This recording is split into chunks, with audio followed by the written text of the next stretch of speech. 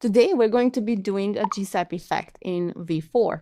And I have done this effect before in the past, but it was an effect that was taking place on load, on page load, not on scroll. So this effect is going to be on scroll effect. So let's get into it. All right, so we are going to be working only with atomic elements from a V4, and I'm going to add a flexbox container at the top because I need to have space for this effect to work on scroll. Yeah, so you need to have space at the top of your page in order for this effect to work.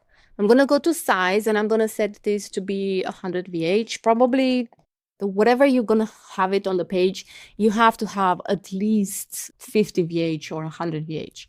Yeah, so keep that in mind. All right, this doesn't matter. I am going to just maybe add some color to the background so we can see what we're working with.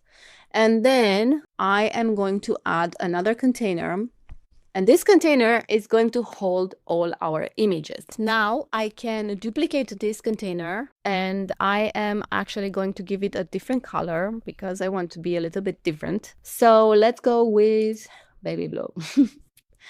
All right, the color combination is funny, but anyway, so we are going to give a class to this flexbox container, and I already have a class here, and I'm gonna call it gallery. Okay, you can call it whatever you want, but make sure that you change it also in the code.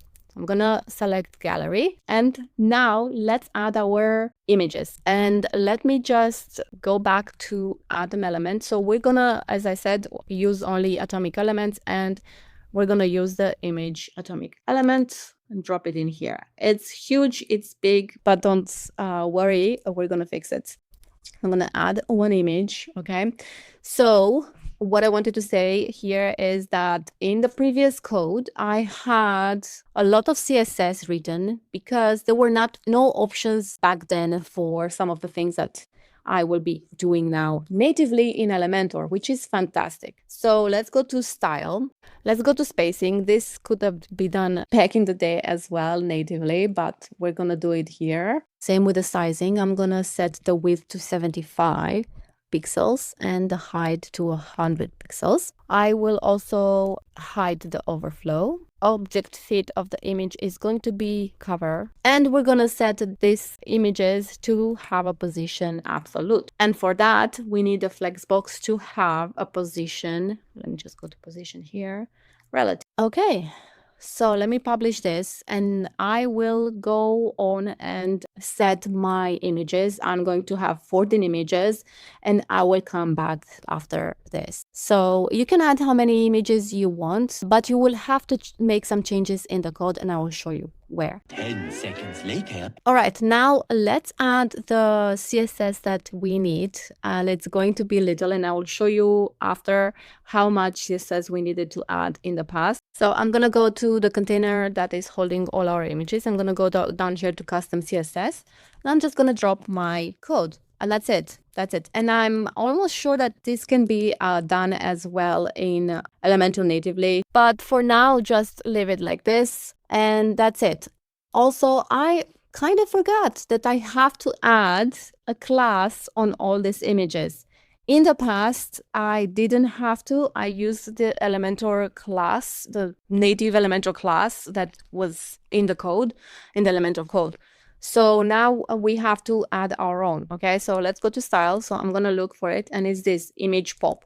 So this, you can simply go and add it everywhere on your images, okay? Just so you know, the classes you can repeat, the IDs you should not. The IDs are unique. This is just a CSS rule, I guess. So this is the class that I'm using in the code as well. It's not just random.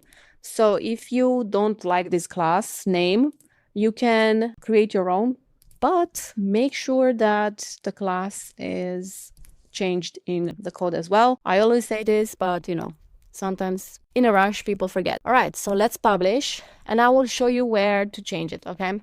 Now, let me just close this. I'm going to duplicate the top container so we have more space top and bottom. I'm going to drag it here so we have this sandwiched in between two containers. And I am going to go and look for the HTML widget to drop in here so I can bring in my code. So the code right now contains the old class. Yeah, so this was the class that we had in the code of Elementor, and I was just pulling it from the code. But now we're gonna be replacing it with this one, image pop. Okay, so for that we have to delete this, leave the dot, and say image pop. Okay, and now we can simply copy and paste wherever we have this class, here and here. So this way you see also where you have to change your class if you want to change the name of it.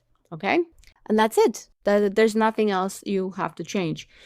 If you want to change something here, you can change the position of the images. Let me show you what I mean. Let's see if it's working. So this is our hero section, and this is the effect. So what I mean by position, basically changing where these images sit in the container. Okay, so you saw the top two are sitting here. So let's say I want this to move 50%, or yeah, let's see what happens if we move it 50%. You see it moved here. Yeah, it was here, now it moved there. So if I move it, I think it was 10% here.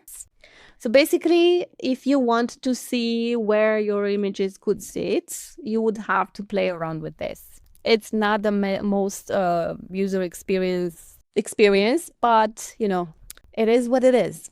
All right, so this is it. I think the effect is fantastic. And you could even have some text appearing here. You can even add it in the code, in the GSAP code, and say our team or something like that. Obviously, the images can be clickable. If you want to add more details about the, go to general, add a link here. You can use dynamic tags if you want. Conditions, so many things you can do with this effect, but this is basically the base of it. And it works also on mobile, but if you want to have a theme section, I would not recommend it for the mobile, because it's very difficult to include all the images, yeah, of the team members.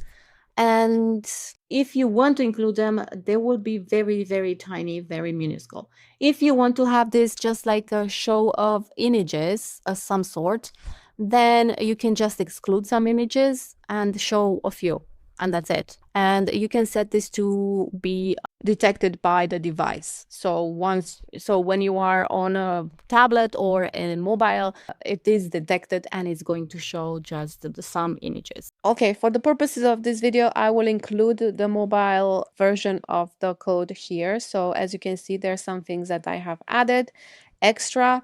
Yeah, so this is the mobile optimized code. This effect will work on mobile as well, because I know you guys want this as well. Obviously, you can have one or the other. You should not have both codes. So I'm gonna simply comment this out. Yeah, so this is it.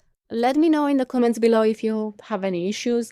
I will leave a link to the demo so you can play around with it before you try it, if you want. So yeah, this is the base version of it. And now I will leave it to you, to your imagination, to work it and make it fun, or I don't know, improve on it, let's say. If you'd like to see what else you can build with Elementor, watch these playlists here or here. And if you have gotten any value out of this video, please consider subscribing, liking, and sharing this video, and I'll see you next time. Bye.